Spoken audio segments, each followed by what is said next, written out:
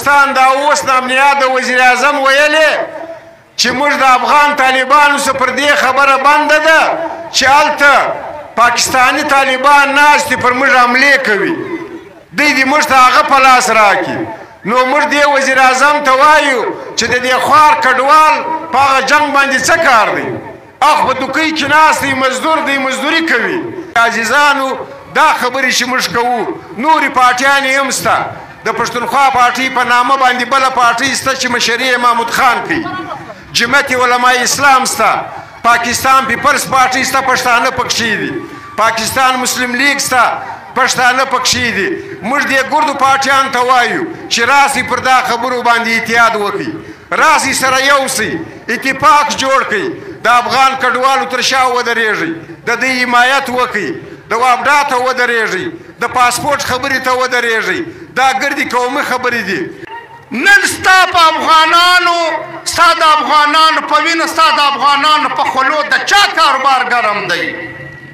نن په دې وطن کې په دې صوبه کې د پولیس د اف سي د لیویس چې زموږ افغانان وروڼه زیروي زه به د ارنایي زه به د دې دوکۍ و انتظامیه ته دا ووایم ته چې د دې افغانانو وروڼه په جیبو کې ګرځې 50,000 10,000 60,000 روپۍ جناخې ستا چې کم کار دی ته چې پر کم کار ماموره یې چې سته به د دې خلکو چوکیدار یې ته د دې تنخواه اخې آیا وړمه ورځ په دغه دوکۍ کې سیدالرحمن دین دیانې پر یوه موبایل باندې چې دا د توبه کاکړۍ سره دلته راغلی و مزدورۍ له سیدالرحمن وړمه ورځ پر یوه موبایل باندې شهید نه سو تا در نن هغه غله نیولې دي وړمه ورځ چې یو ورور دلته یو موټرسایکل اخیستی ولو چې غلو ونیوئ او غلو موټرسایکل هم ځینې واخیستی دا یې ومولی د ده موبایل یې هم یوړی تا غله ونیولو که ته خالي د افغانانو په جیبو کښې ګرځېدلی سې هغه خلک چې په باچا خان هغه خلک چې په میرویس خان هغه خلک چې په خوشحال خان او هغه خلک چې په احمد شاه هغه خلک چې په پښتو هغه خلک چې په ننګ هغه خلک چې په اقدارو سره راغونډ دي دا نن ناست دي د ولس سره ای ورونو پرون په دې بوري کې په زرګونو اجتماع وه او دا خلک په خپل راغلي وو نن په دوکۍ ښار کې دا چې کوم موږ ته مخامخ خلک دي د دې د تندۍ دا خولا د دې د تندۍ دا ګونجې او د دې د لاس جژوالی دا شی چې دا کام دا وطن دا په تکلیف دی نن زه ستا له د ووټ راتلو له د ووټ غوښتو له نه یم راغلی خو په دې کامې درد کې د دې یووالي په دې غږ کې که نن په دوکۍ کې وو او یا پرون په بوري کې وو یا سهار ستاسو په دې څنګ شارګ او هرنایي کې دی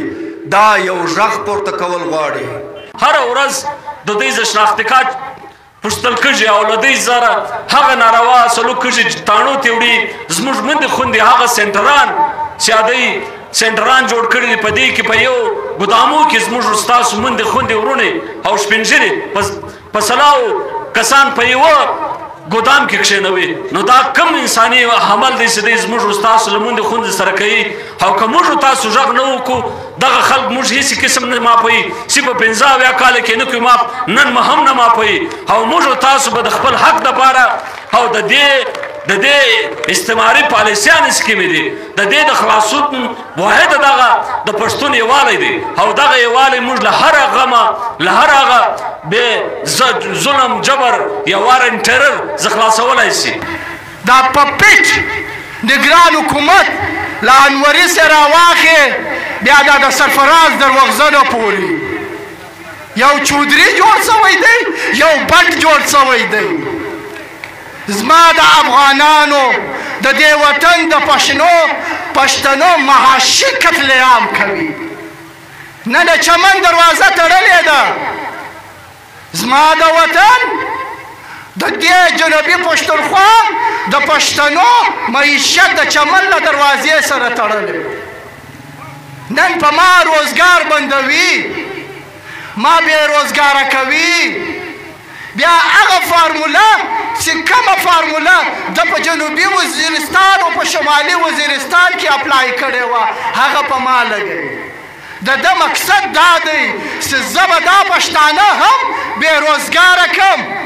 او چې دی بې روزګاره سوی بیا به د روزګار په نامه دی په اف سي کې برتي کومه، نوکرۍ به ورکوم. په اف سي کې دی تا په دې نه برته کوي، دی ستا له غمه مړ دی. په اف سي کې دی ما په دې برتي کوي چې د ده دپاره به زه یو کلینګ مشین یم، چې یو کلینګ مشین چې د بېګناه انسانانو قتل به کوم. بیا به ما کله دی په عاجزه بلوچانو ورله کوي، کله به دی ما په عاجزه سندیانو ورله کوي، کله به خپل پښتانه را باندې مړه کوي.